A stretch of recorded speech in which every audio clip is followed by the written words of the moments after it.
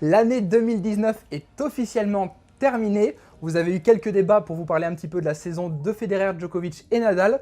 Aujourd'hui, on va revenir sur la saison 2019 avec ses tops et ses flops, donc ce qui nous a plu, les joueurs qui nous ont impressionnés, ceux qui nous ont un petit peu déçus. Et pour m'accompagner aujourd'hui, je suis avec Riton. Salut Riton. Salut Ben, salut à tous. Alors ça va la forme, prêt à débattre? Je suis prêt à débattre avec toi des tops et des flops de cette année 2019. Parfait, alors c'est parti, jingle.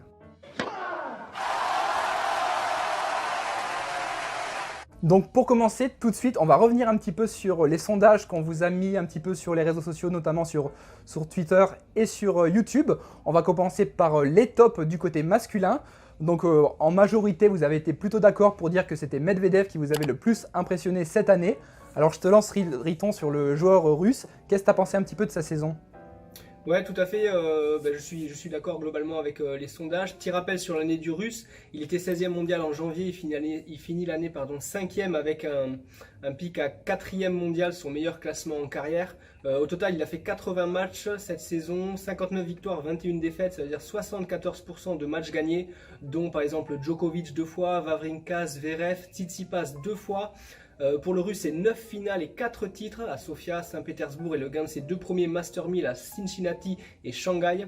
En Grand Chelem, 8e à l'Open d'Australie, éliminé par le vainqueur Djokovic. Premier tour à Roland-Garros, troisième tour à Wimbledon et première finale en Grand Chelem à l'US Open contre Nadal en 5-7, après avoir quand même été mené 2-7-0. Et surtout, c'est vraiment après Wimbledon que Medvedev a explosé. Avant Wimbledon, c'est 70% de victoires. Et après, sans compter les ATP Finals, c'est 33 victoires sur 37. Ça fait 90% de victoires et seulement 4 défaites, dont 3 en finale contre Kyrgios et 2 fois contre Nadal. Donc j'ai toujours pensé que Med était le plus talentueux de la next-gen. Donc je suis content qu'il ait éclaté. Il sert très bien, c'est un mur, il est très difficile à déborder. Il a un gros physique. Il a montré qu'on pouvait compter sur lui tant tactiquement que mentalement. Quand on le croyait fatigué à plusieurs reprises cette saison, il a été chercher des ressources, donc physiques et mentales. Je le trouve supérieur aux autres membres de la next-gen, même si Tim a fait d'énormes progrès cette saison. Il a montré qu'il n'abandonne pas dans ses matchs. J'ai en tête par exemple sa victoire sur Djokovic en demi à Cincinnati où il est mené 6-3, 0-30 sur son service à 3 partout au second set. Là il se met soudainement à tout taper, changer de tactique, écourter les échanges, il fait des aces en seconde. Alors il a un peu de réussite certes, mais il en faut, hein, comme on dit, la chance sourit aux audacieux. Il était ce jour-là là où d'autres auraient laissé, je pense, filer le match, il s'est pas résigné, il a déstabilisé Djokovic et changé la physionomie de la rencontre pour renverser le numéro 1 mondial et chercher son premier Master 1000, donc il faut un sacré culot. Donc je lui tiens pas rigueur de la fin de saison à Paris parce qu'il était cramé, franchement ça enlève rien à sa superbe saison. Donc à confirmer en 2020, surtout en Grand Chelem, et voir comment il va gérer les nombreux points qu'il aura à défendre à partir de juillet. Mais c'est un potentiel futur numéro 1 mondial et vainqueur de Grand Chelem. Je sais pas ce que tu en penses Ben. Bah, c'est vrai que bon, il y a beaucoup de tops qu'on peut évoquer sur cette année. C'est vrai que Medvedev, certes, il n'a pas gagné énormément de places. C'est pas un joueur qui était hors du top 50 et d'un seul coup il rentre dans le top 10 ou quoi. Il a gagné qu'une dizaine de places, mais il a vraiment été très impressionnant. Au niveau mental, je trouve qu'il a changé quelque chose. Il l'a dit notamment dans ses interviews qu'on a pu voir, comme il parle très bien français, c'est assez bien pour comprendre. Il nous a dit qu'il a vraiment changé de mentalité, avoir plus confiance dans son jeu, et ça s'est vraiment ressenti. En début de saison, en tout cas jusqu'à Wimbledon, il jouait un petit peu dans la continuité de son année 2018, donc il jouait top 15, c'était très bien. Mais il avait tendance à faire le mur en fond de cours, mais pas vraiment s'engager vraiment dans les frappes et à jouer très offensif. Ce qu'il a commencé à faire après sur son enchaînement de tournois qui lui a permis d'avoir cette trentaine de victoires et très peu de défaites entre donc Washington et Shanghai. Et là, il avait vraiment confiance dans son jeu. Il n'hésitait pas à varier énormément, même s'il n'a pas forcément la plus grande main au filet. Il allait souvent au filet, ce qui pouvait déstabiliser pas mal. Notamment, ça s'est vu en finale à l'US Open aussi, où il est pas mal monté au filet. Il frappe très fort. En coup droit, il n'hésite pas aussi à prendre la balle assez tôt, à vraiment rentrer dans le terrain. On avait vu quelques prémices de choses comme ça à l'Open d'Australie quand il avait joué Djokovic, où il avait tenu quand même plus de 3 heures, même s'il perd en 4-7 en 8ème, où il avait montré de belles choses. Ça s'est confirmé, comme tu l'as dit, où il a battu quand même plusieurs fois Djokovic de l'année, plusieurs joueurs de la Next Gen aussi. Et donc surtout cette grosse période entre Washington et Shanghai, où là il enchaîne les victoires. Bon, ça s'est ressenti dans cette fin de saison où vraiment il avait, on peut dire, plus de jus à Bercy. Et à Londres aussi, ou même si à Londres, en principe, il aurait dû battre Nadal, mais bon, là aussi, peut-être que mentalement, il était un peu fatigué, il a lâché le truc. Mais je pense que en 2020, il peut continuer sur cette lancée, vraiment s'installer vraiment dans le top 5, top 6 sur le long terme et continuer à engranger comme ça des Master 1000. En tout cas, oui, une très bonne saison à lui et vraiment c'est un joueur qui nous a beaucoup surpris même s'il avait de base un potentiel assez important. Allez, on passe au flop chez les hommes avec Silic qui a été plébiscité par vos votes. Silic, c'est seulement 54% de victoire sur ses 41 matchs. Meilleur résultat, une demi à Moscou, donc dans un 250. Aucun titre, aucune finale. Ça lui était pas arrivé depuis 2007. En Grand Chelem, 8e de finale Open d'Australie et l'US Open et seulement 2e tour à Roland Garros et Wimbledon. Il finit l'année 39e mondial après avoir commencé 7e. C'est son plus mauvais classement depuis 12 ans. Qu'est-ce que tu penses du vainqueur de l'US Open 2014, Ben ? Bah, je pense tout simplement qu'il commence à se faire vieux. Le Silic, il est plutôt jeune, ça fait quand même une bonne dizaine d'années maintenant qu'on le voit dans le top 30. Donc là, comme tu l'as dit, il a perdu une trentaine de places, il a fait que 2 huitièmes de finale en Grand Chelem, aucun titre. Donc sachant qu'on l'avait vu ces dernières années, soit il gagnait Cincinnati en 2016, 2017 il fait finale de Grand Chelem, 2018 aussi, à chaque fois il est au Masters en fin d'année. Là on l'a vu vraiment, mentalement je pense qu'il y était pas aussi. Pourtant il a fait une saison plutôt complète, il n'a pas vraiment été blessé, mais je pense qu'il n'avait pas vraiment la tête au tennis, il a eu pas mal de, je dirais pas de soucis familiaux, mais pas mal de la tête au niveau en dehors du tennis. Il s'est marié il n'y a pas longtemps, il va bientôt avoir des enfants aussi. Donc ça joue énormément, on sait que par exemple Zverev aussi, lui quand il a eu pas mal de choses à régler du côté personnel, il était un petit peu hors du tennis. Là c'est un peu pareil avec Silic. Vraiment ouais, mentalement il n'y est pas, et tennistiquement aussi je pense qu'il est un petit peu baissé. Il a moins confiance en ce jeu, du coup mental et jeu c'est toujours lié, mais il prend la balle un peu plus tard qu'avant, il est un peu plus loin de sa ligne. Il varie un petit peu moins dans son jeu, au service aussi qui est souvent le maître mot dans son jeu, qui est vraiment sa valeur, qui montre qu'il est régulier. Il sort beaucoup moins de premières balles que notamment en 2018 ou 2017 où il avait fait ses finales de Grand Chelem. Là ça s'est vu aussi sur ses surfaces favorites qui sont le dur rapide et le gazon. Il a été éliminé en première semaine, il n'a même pas passé un tour, je ne sais plus exactement, à Wimbledon. Pareil, son titre il n'a pas pu le défendre non plus au Queens qu'il avait acquis l'an dernier. Donc vraiment il est en train de baisser. Je pense pas vraiment qu'il puisse revenir dans le... Même si je pense qu'il peut regagner des places et continuer à rejouer plutôt bien, je ne le vois pas revenir, se réinstaller dans le top 10 ou le top 15. Je pense qu'on peut dire, pas forcément que la période de Silic est révolue, mais en tout cas il a plus de 30 ans maintenant, il va commencer à baisser petit à petit, et ça ne m'étonnerait pas que l'an prochain, il continue un petit peu sur courant alternatif comme cette année et qu'il reste autour de la 40e place, voire qu'il continue à baisser un petit peu, tout en pouvant nous sortir quelques petites performances comme un quart en Grand Chelem ou une demi-finale en Master 1000, quelque chose comme ça. Je ne sais pas toi ce que tu en penses de ce côté-là, comment tu as vu sa saison ? Oui, je suis tout à fait d'accord avec toi. Je pense qu'il n'était pas là mentalement. Il ne faut pas oublier que tous ces joueurs professionnels qui sont au plus haut niveau, ils ont fait d'énormes sacrifices depuis qu'ils sont tout jeunes. Donc là, il a 31 ans, il a gagné déjà un Grand Chelem, la Coupe Davis et d'autres titres. Je veux dire, il a une stabilité financière pour toute sa vie. Donc je pense qu'il a privilégié le côté famille cette saison. Il a décroché, comme tu l'as dit, il s'est marié, il va avoir un enfant. Je pense qu'il ne faut pas aller chercher plus loin que ça. Je suis d'accord avec toi. Il ne reviendra pas top 10. Parce qu'il se fait un petit peu vieux aussi et que voilà, le meilleur de sa carrière, je pense, est derrière lui. Donc on peut passer du coup directement du côté des femmes, top et flop. Alors en top, ça a été assez serré entre Bianca Andreescu et Ashleigh Barty. Finalement, c'est la Canadienne qui s'est imposée au terme des petits votes. Donc je te lance du coup sur la Canadienne qui a remporté son premier Grand Chelem donc à l'US Open. Qu'est-ce que t'en as pensé ? C'est vraiment une joueuse qui, personnellement, mais je vais en reparler un petit peu, m'a vraiment impressionné. Je pense que toi aussi, elle t'a fait pas mal d'impressions. Oui, bien sûr, c'est une de mes joueuses préférées. Tout le monde maintenant connaît son énorme potentiel. Elle a un jeu agressif, elle a un mental de championne, de combattante. Elle est revenue très forte de ses blessures. Je la comparais d'ailleurs à Nadal dans une autre vidéo sur son mental. Je maintiens mes impressions positives. Elle peut battre tout le monde sur dur, sa saison 2019 est fantastique, je veux dire, elle a 19 ans, elle est passée de la 152e place à la 5e place mondiale, 4 titres, premier Grand Chelem, Toronto, Indian Wells, sans avoir joué en plus entre mars et août, donc à cause d'une blessure.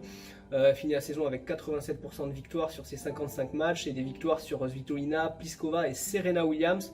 Donc je pense que cette année, avec son premier titre du Grand Chelem, en appellera d'autres. Qu'est-ce que tu en penses ?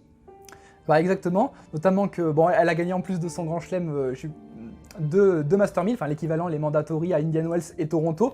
en battant Kerber, donc c'est pas rien, elle était à l'époque 2 ou 3e mondiale en début d'année à Indian Wells, et donc Serena Williams, même si c'était sur abandon, à Toronto. Et là où tu dis comme elle a un jeu très agressif et surtout une grosse force mentale, ça s'est vu donc justement sur cette finale à l'US Open, où elle mène vraiment les débats.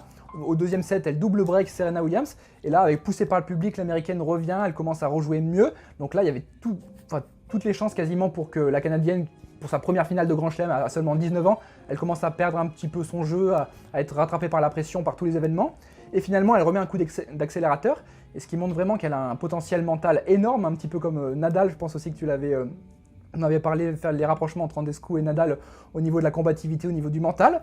Et je pense vraiment qu'elle peut s'imposer comme une des cadors au niveau de la régularité sur les prochaines années, comme une certaine Alep, je pense, qui est la plus régulière ces 3-4 dernières années, par exemple dans les grands chelems. Donc je pense vraiment qu'on peut espérer de bonnes choses, et ça ne m'étonnerait pas qu'elle reste dans le top 5 l'année prochaine, voire même qu'elle s'installe dans le top 3 pour pas mal d'années, en tout cas dans un futur proche en tout cas. Donc par contre, du côté des flops, là, c'est nos Françaises, malheureusement c'est tout le temps les Français qui sont dans les flops, c'est un petit peu dommage. Donc là on va parler de Caroline Garcia.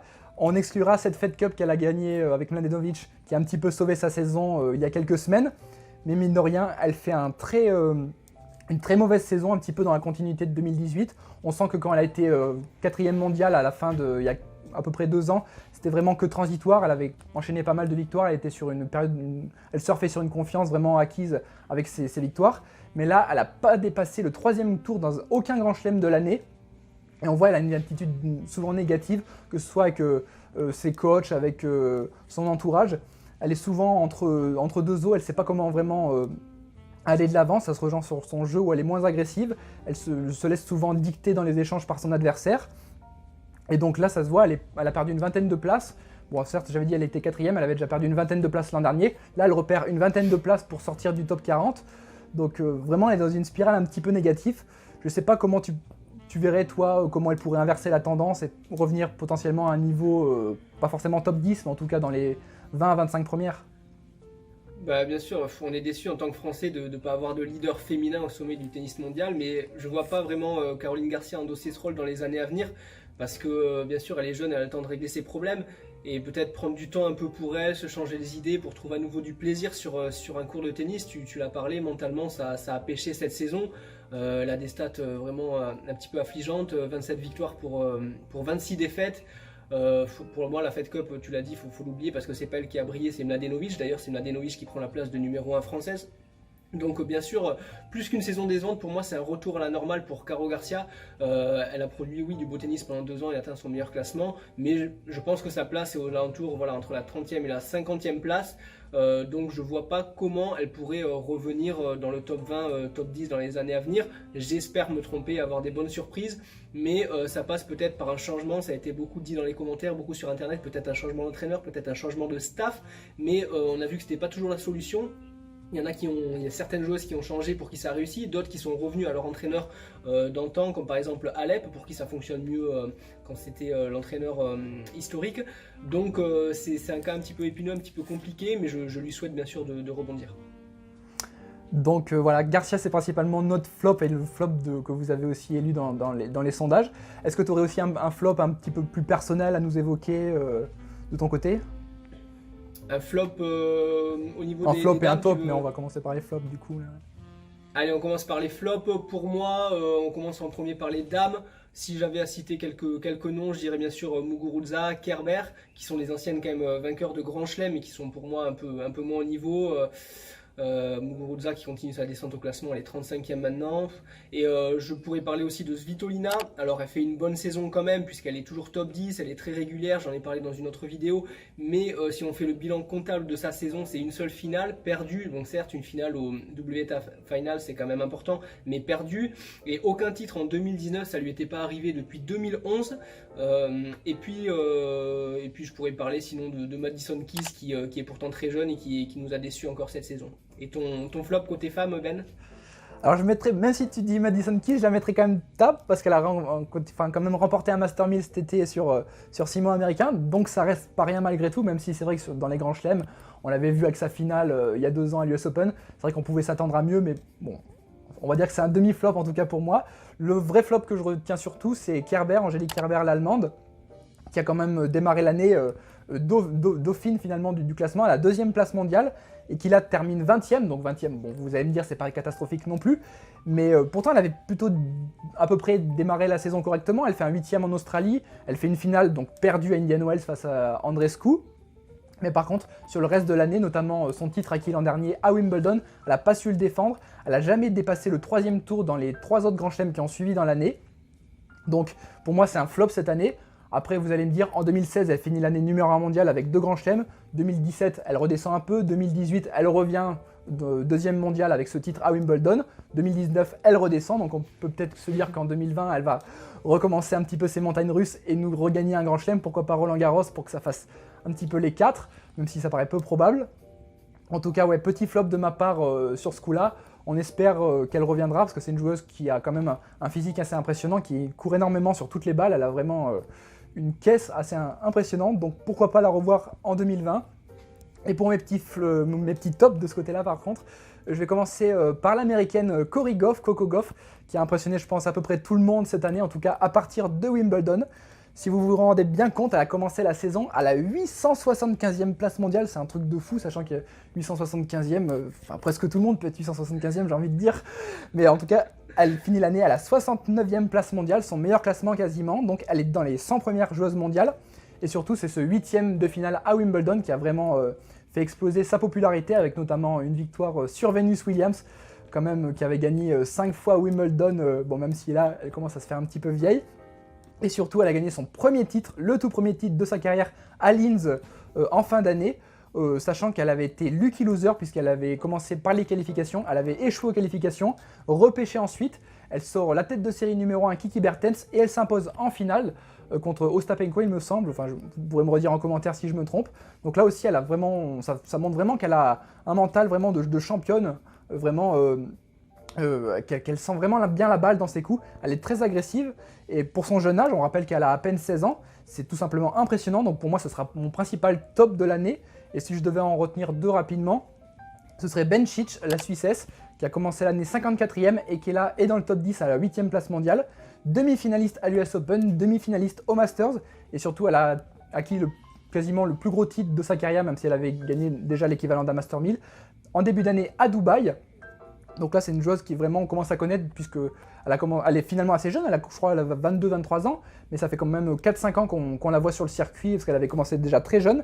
Elle avait déjà été dans le top 10 il y a 2-3 ans, après elle avait eu quelques soucis de blessure, elle était un petit peu retombée au classement, et là elle revient bien dans le top 10, donc pourquoi pas la voir aussi en 2020 continuer sur cette lancée, et continuer peut-être à faire une finale de Grand Chelem, qui serait une première pour elle, donc pourquoi pas.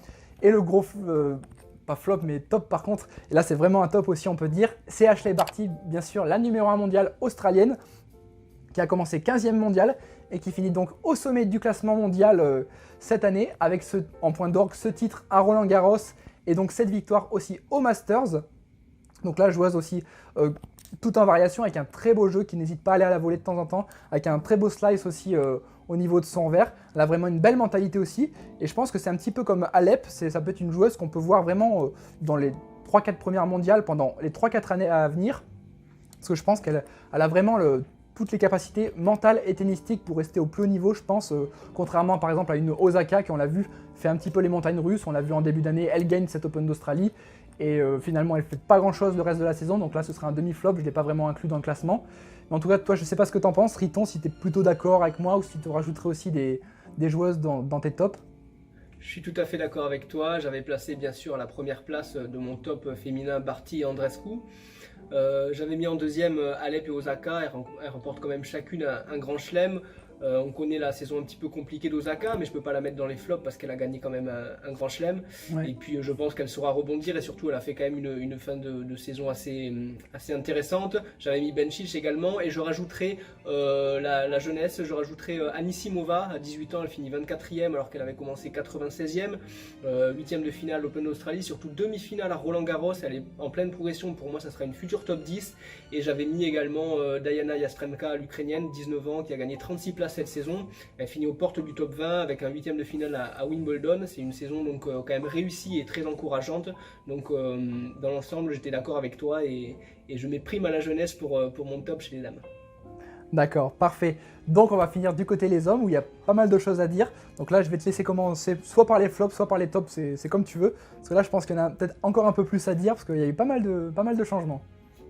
Allez, on commence par mon flop chez les hommes. Donc, si je devais faire un top 5, j'aurais mis en cinquième Kachanov. Donc, seulement 51% de matchs gagnés en 2019, aucune finale, absent des grands rendez-vous. Il a fait juste un quart à Roland-Garros, mais je pense qu'on l'attendait mieux de lui vu sa fin de saison 2018. Je dirais attention quand même à ces joueurs pour qui le double prend de plus en plus de place, comme Sok par exemple, qui peuvent délaisser leur carrière en simple. Donc, j'espère qu'il ne va pas entraîner Roublev, que j'aime beaucoup dans sa chute, vu qu'ils jouent tous les doubles ensemble, et qu'ils sauront faire la part des choses pour rebondir et gagner des titres, intégrer le top 10 l'année prochaine. En quatrième, j'avais mis les Français dans l'ensemble, puisque les mousquetaires vieillissants ne font plus rêver. Bien sûr, mon fils fait quand même une bonne saison, mais il a fait du mon fils, c'est-à-dire qu'il a du mal à terminer le travail, comme en quart à l'US Open ou quand il faut se qualifier pour le Masters à la fin de saison. Donc Pouille, en dehors de sa demi à l'Open d'Australie, il n'a rien fait cette saison. Attention à la chute au classement d'ailleurs dès janvier pour Lucas Pouille. Ensuite Manarino et Chardy aux alentours de la 50e place, c'est leur niveau sur une saison. Humbert, pour moi, il n'a pas les qualités d'un top 20. Et d'une manière générale, il n'y a pas de relève capable de gagner des grands titres. Donc il reste pair, dont la saison elle n'est pas mauvaise, mais il peut largement jouer top 15, voire top 10. Mais il mériterait un débat, je pense, à lui tout seul. Donc saison décevante pour moi dans l'ensemble pour les Français.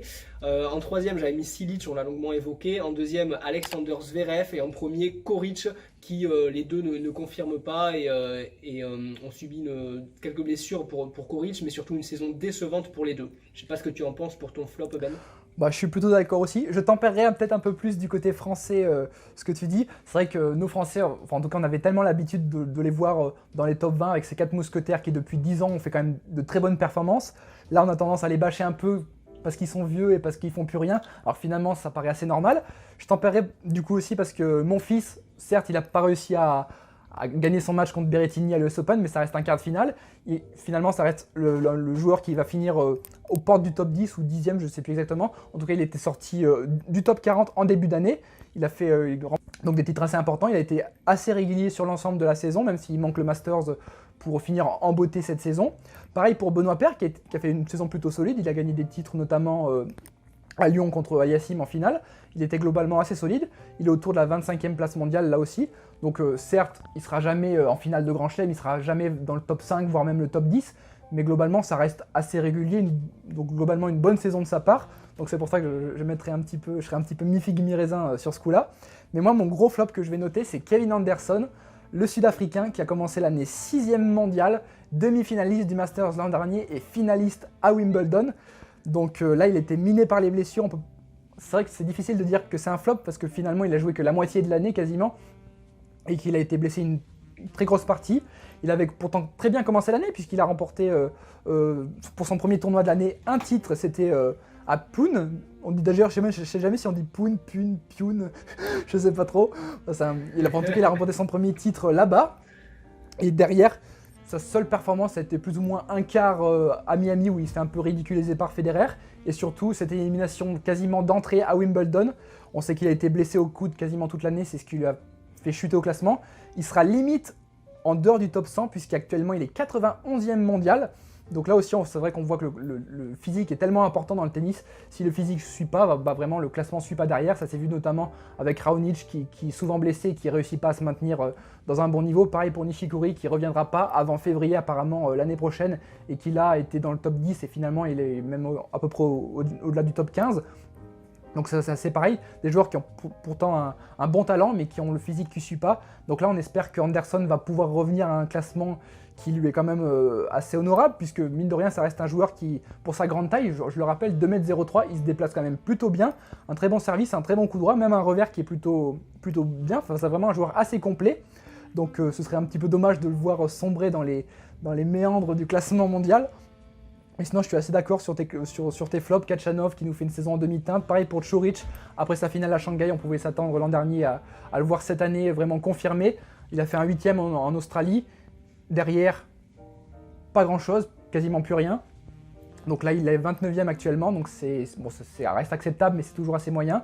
Et le dernier petit flop que je rajouterais, même si c'est pas forcément le joueur le plus charismatique, c'est Marco Cecchinato, l'Italien. On se souvient surtout de sa demi l'an dernier face à Djokovic, face à Thiem plutôt, mais son quart de finale remporté face à Djokovic dans un match vraiment impressionnant de sa part. Il a commencé 20e mondial l'année, il a terminé à la 71e place mondiale. Donc certes, tout n'est pas non plus catastrophique puisqu'il a remporté un titre sur terre battue à Buenos Aires en début d'année.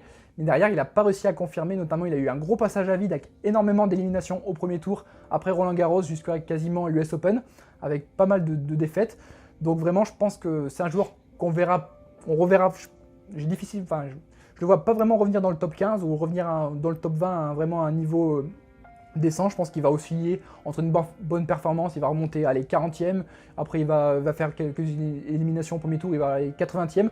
C'est un joueur, on se souviendra peut-être plus dans 10 ans, mais ou alors juste pour son match contre Djokovic. C'est pour ça que c'est un flop, mais bon, ça reste acceptable parce que c'est pas non plus un cador. Donc du côté de mes tops, je vais enchaîner si tu me laisses bien du coup dessus, après je te passerai la parole. Alors j'en retiendrai les 4 principalement, même si je vais en détailler surtout 3. Alors ce sera Tsitsipas, Félix Auger-Aliassime, Wawrinka et Bautista Agut. Bon, Bautista Agut, je vais en parler rapidement parce que vraiment il fait sa meilleure saison de sa carrière, on peut le dire, mais c'est un petit peu, si on veut, dans la continuité des années précédentes, puisque ça fait depuis 2014 maintenant qu'il est entre la 10e et la 25e place mondiale, ce qui montre vraiment une très grosse régularité de sa part. Notamment, on l'a vu aussi, je ne parlerai pas de la Coupe Davis, j'ai fait une vidéo dédiée là-dessus, où il nous a montré vraiment une très belle force mentale suite à des problèmes familiaux, enfin je vous renvoie vers la vidéo, enfin bref. Mais surtout, là, il a été pour son premier quart de finale en Australie, et surtout, il a été dans le dernier carré pour la première fois d'un majeur à Wimbledon contre Djokovic, où il a quand même réussi à lui prendre un set. Donc on voit que c'est vraiment un joueur qui est à l'aise sur toutes les surfaces, que ce soit du rapide avec du gazon, voire du dur en Australie, même sur Roland Garros, même sur le terre battue où il est peut-être un petit peu moins performant, il est quand même assez globalement régulier sur cette surface. Donc c'est pour ça que je ne vais pas détailler plus, parce que c'est un joueur qui, je pense, tout le reste de sa carrière, ce serait un peu un sous-David Ferrer, c'est-à-dire au lieu d'être entre la première et la 10e place, il sera surtout entre la 10 et la 20e, donc c'est pour ça. Mais sinon, les 3 gros que je vais surtout renoter, c'est Félix Auger-Aliassime. Certes, on l'attendait depuis le temps qu'on en parle, ce jeune Canadien. Il rentre dans le top 20 pour la première fois de sa carrière, il est autour de la 17-18e place mondiale. Il a fait sa première demi-finale en Masters 1000 en début d'année à Miami. Après, il a fait quelques petites performances, rien de bien transcendant. Il a fait un 3e tour par exemple à Wimbledon. Il n'a jamais été encore en 8e de finale d'un grand chelem, mais bon, on rappelle qu'il a que 19 ans, c'est vrai qu'on a tendance à l'oublier parfois. Donc vraiment un joueur qui va continuer à progresser, tout comme son pote Shapovalov, que je verrai plus tard dans mes prédictions potentiellement rentrer dans le top 10 l'an prochain. En tout cas, Auger-Aliassime, ce ne serait pas étonnant de le voir rentrer dans le top 15 et être probablement aux portes du top 10 à la fin de l'année prochaine. Sinon, Wawrinka aussi, qui m'a vraiment impressionné cette année. Wawrinka qui a commencé l'année 66e mondiale et qui termine 15e mondiale. Il est presque, on peut dire, revenu presque à son meilleur niveau. Encore un petit peu quelques irrégularités au niveau de son physique, on le sent un petit peu encore hésitant. Pareil au niveau du mental, notamment en sa finale qu'il avait fait face à Murray à Anvers, où le Wawrinka des grandes années, il y a 2-3 ans, aurait plié le match sans trop de soucis en 2-7. Mais finalement, on voit qu'il y a quand même quelques failles, encore quelques lacunes au niveau mental. Donc on espère qu'il va retrouver ce niveau-là. Mais surtout, au niveau tennistique, il a été très impressionnant. 2 quarts de finale en Grand Chelem, le premier à Roland Garros et le deuxième à l'US Open. À Roland Garros, il nous sort l'un des meilleurs matchs de l'année en 8e de finale contre Stefanos Tsitsipas. Un match de fou furieux, un duel de revers à une main splendide, un match de 5 heures où vraiment on a retrouvé le Wawrinka des grandes années, très à l'aise sur terre battue, comme il avait acquis son titre il y a 4 ans. Même en quart de finale, après contre Roger Federer, il nous a sorti une prestation honorable, même s'il perd en 4-7. Et rebelote après à l'US Open, où il sort Djokovic en 8e de finale. Certes, Djoko a abandonné à la fin de la partie, mais bon, ça reste un match énorme de la part de Wawrinka. Donc on voit qu'il revient à un niveau de plus en plus régulier, et ce serait pas étonnant de le voir terminer sa carrière, en tout cas les 2-3 années qui restent, à peu près dans ces eaux-là, entre la 10, la 15e place mondiale, peut-être quelques incursions dans le top 10, s'il arrive à être de plus en plus régulier dans les grands chelems. En tout cas, pour moi, c'est une très bonne saison de sa part, et ça peut augurer que du bon pour 2020. Et donc le dernier joueur que je parlerai assez rapidement aussi pour pas que ce soit trop long, c'est Stefanos Tsitsipas, bien sûr. Comment l'oublier, celui-là, 15e mondial à la fin de la saison dernière, il termine 6e mondial cette année. Notamment, il a commencé la saison comme une trombe avec cette demi-finale à l'Open d'Australie après avoir sorti Roger Federer, son idole, en 8e. Après, il enchaîne des belles performances avec notamment une finale à Dubaï. Après une finale à Madrid sur terre battue, il a vraiment été très costaud. Un petit passage à vide à Wimbledon et les quelques tournois sur dur qui précèdent l'US Open. Mais il est revenu en forme en cette fin d'année, notamment à Shanghai, avec une demi-finale à Shanghai, une demi-finale à Bâle et un quart à Bercy, donc assez régulier sur ces tournois-là. Et surtout, en point d'orgue, cette finale et donc cette victoire au Masters, le premier grand titre de sa carrière, un Masters, et le Masters le plus prestigieux puisque c'est les ATP Finals, bien sûr. Donc tout simplement impressionnant après des victoires sur team et notamment sur Roger Federer en demi-finale. Donc là, il nous a vraiment impressionné. Il est très à l'aise au niveau de ses coups. Il prend la balle très tôt, un jeu vraiment très agressif, ce qui lui a permis notamment de battre Djokovic cette année, Nadal et Federer. Et oui, il a battu le Big Three sur la même année, ce que très peu de joueurs ont fait auparavant avant lui, surtout pour son jeune âge. Donc on peut l'espérer vraiment pour 2020, le voir peut-être acquérir un grand chelem, en tout cas faire une finale dans un grand chelem, ce serait pas mal, et peut-être gagner de plus en plus de Master 1000. En tout cas, un premier Master 1000, ce serait pour lui une aubaine. Vraiment un joueur qui est assez agréable à regarder avec son revers à une main, assez grand aussi avec son grand service, il peut faire pas mal de dégâts. Et surtout mentalement, il est très solide. C'est vraiment un des points qui nous marque, c'est que dans la next gen, si on fait une petite comparaison avec un Zverev qui peut être souvent en montagne russe au niveau de son mental, Tsitsipas est assez régulier de ce côté-là, donc ça peut être vraiment un point qui peut encore bien sûr améliorer, mais un point qui va, je pense, lui permettre de gagner de grands titres à l'avenir. Donc toi, je te laisse un petit peu la parole maintenant, si tu veux nous dire un petit peu tes tops, qu'est-ce qui t'a marqué? Ouais, c'est très intéressant ton top.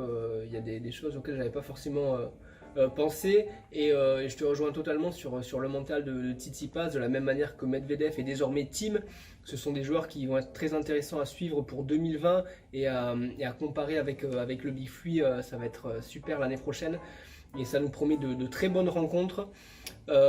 Pour mon top 5, je dirais en cinquième, j'ai mis Kekmanovic et Bublik, deux jeunes avec deux styles vraiment différents, hein, le Serbe qui est un peu un mini Djokovic et le Kazakh qui est une machine à ace, vraiment un peu difficile à manœuvrer.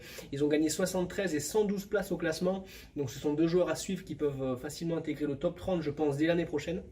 En quatrième, j'ai mis Rublev, c'est un joueur que j'aime beaucoup, il est très bien revenu de blessure, il a fait un gros travail mental, alors je ne peux pas le détailler ici, mais ça a vraiment payé, je le suis de très près ce joueur, hein. C'est un joueur très agressif, qui est bon sur dur et sur terre, c'est un ancien vainqueur junior de Roland Garros, et je pense qu'il a le potentiel d'un futur top 10. En troisième, bien sûr, Berrettini avec son entrée dans le top 10, il est titré sur toutes les surfaces cette saison, demi-finaliste de l'US Open, vraiment c'est la meilleure saison de l'Italien qui a seulement 23 ans. En deuxième, j'ai mis Thiem, hein, puisqu'il s'est enfin séparé de Mladenovic. Non, évidemment, parce qu'il a réalisé d'énormes progrès dans tous les secteurs. Il est plus fort mentalement, il prépare son planning aussi avec plus de précautions qu'avant. Hein, il fait plus 150 matchs dans la saison. Et les résultats forcément suivent. Sur dur, il a été énorme cette saison. Tout le monde l'a vu, tout le monde l'a vu évoluer sur dur. Ça a été vraiment fantastique. D'ailleurs, finale aux ATP Masters. Et sur terre, bien sûr, il se rapproche du maître Nadal, hein, puisqu'il lui a piqué un set en finale de Roland Garros, donc de bon augure pour Roland Garros de la saison 2020. Et en première place, bien sûr, j'ai mis Medvedev, on en a longuement parlé dans la première partie, je rejoins l'avis général. Donc la next-gen, ça va être intéressant en 2020, va-t-elle prendre le pouvoir? Justement, Ben, on va faire un petit peu pas nos pronostics, mais nos prédictions pour l'année 2020. On commence peut-être par les femmes, quelles sont tes prédictions pour l'année 2020, Ben? Alors, prédiction, bon, je ne mettrai pas Wozniacki dans mes prédictions, même si j'aimerais que pour son dernier tournoi à l'Open d'Australie, elle nous sorte une petite performance, un petit peu en souvenir d'il y a, donc ça fera 2 ans son titre à l'Open d'Australie, donc, puisqu'on a appris il y a quelques jours qu'elle allait prendre sa retraite à l'issue de ce tournoi, donc peut-être une dernière performance, ce serait pourquoi pas un petit coup pour dire au revoir au tennis.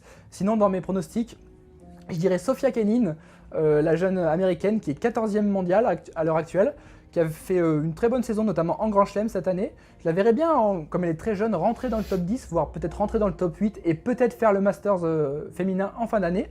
En tout cas, je miserais sur elle, je mettrais une petite piécette sur elle pour la voir faire une belle saison l'année prochaine. Et dans mes prédictions, donc ce serait plutôt un côté flop cette fois-ci, ce serait Kiki Bertens, qui est actuellement dans le top 10, la néerlandaise.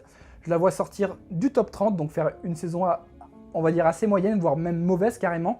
Donc je la verrais pas parfait sur cette saison. Donc pour moi, ce serait ma petite prédiction flop de l'année du côté féminin. Toi, qu'est-ce que tu en penses de ce côté-là, du côté des femmes?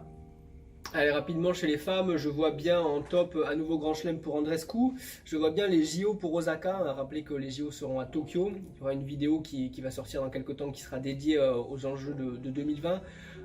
Et puis je vois bien Anisimova et Jan Stremka dans le top 10 la saison prochaine. Et côté flop, je sens que les Françaises ne gagneront toujours pas de titre important. Je vois pas comment ça pourrait arriver. Et je vois malheureusement Serena Williams, je la vois même pas l'année prochaine finaliste de Grand Chelem. Et j'enchaîne côté homme.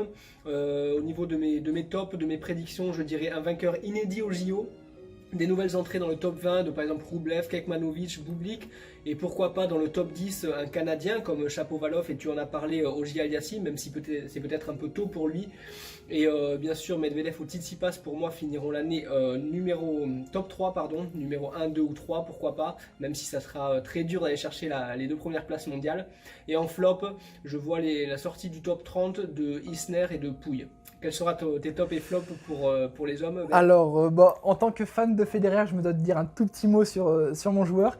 Je le verrai, enfin j'espère, mais je pense que c'est pas trop osé non plus, mais je le verrai bien remporter une médaille au JO, un petit peu comme faire un jubilé, pas forcément la médaille d'or, une médaille de bronze, ça irait pourquoi pas très bien aussi, donc je le verrai bien remporter une médaille au JO. Je verrai 2 grands chelems gagnés par le Big Free et donc 2 potentiellement par des vainqueurs inédits. Donc pourquoi pas un team qui remporte un tournoi du Grand Chelem, que ce soit l'US Open ou Roland Garros, que ce soit un Medvedev ou pourquoi pas un ancien joueur. Imaginons si Silic se remet à jouer bien et qu'il remporte un titre, pourquoi pas, on sait jamais. Donc je verrai bien 2 grands chelems dans l'escarcelle de nouveaux joueurs hors Big Free. Le Big Free, je le verrai quand même rester dans le top 5, pas forcément aux 3 premières places, mais en tout cas rester vraiment dans les premières places mondiales, donc dans le top 5. Mais si je devais mettre un petit flop sur les joueurs que je vois pas forcément parfaits l'année prochaine, donc un Berrettini, je ne le verrais pas forcément rester dans le top 10, pas forcément non plus sortir du top 50 carrément, mais peut-être aller autour de la 25e place mondiale, en tout cas perdre des points par rapport à ce qu'il a fait cette année. Et je vais aussi sortir du top 10 un Fonini, enfin sortir du top 15 plutôt un Fonini, qui risque de perdre des points s'il perd au premier tour à Monte Carlo. Donc certes, c'est pas le plus grand joueur de l'histoire, hein, on est d'accord, mais je le verrai pas faire forcément une grande saison. Après, c'est toujours difficile à dire nos pronostics, mais en tout cas, je resterai, pour pas m'avancer trop, je resterai là-dessus. Ouais, d'ailleurs, parce que oui, on va conclure rapidement parce que la vidéo est assez longue. Merci de nous avoir écoutés d'ailleurs jusqu'au bout. Vous pouvez donner vous-même vos prédictions sur les réseaux sociaux. On a lancé des sondages avec, vous avez bien sûr les prédictions de chaque chroniqueur pour l'année 2020. Et en fin de saison, on fera les bilans avec des screens à l'appui. Bien sûr, on n'a pas parlé du Big Free puisqu'il y a des vidéos qui sont dédiées sur l'année de Djokovic, Federer et Nadal sur notre chaîne. Et puis, je laisse bien sûr la conclusion à Ben pour cette vidéo top et flop. En tout cas, comme l'a dit Riton, merci de nous avoir suivis dans cette longue vidéo qui est revenue un petit peu en globalité sur tout ce qui s'est passé cette saison. N'hésitez pas à mettre un petit pouce bleu si vous avez apprécié la vidéo, à vous abonner bien sûr à tous nos réseaux sociaux et activer la petite cloche de notification pour être averti dès qu'il y a une nouvelle vidéo qui va sortir. Et moi je vous dis à la prochaine pour une nouvelle vidéo, prenez soin de vous, allez bye bye. Ciao.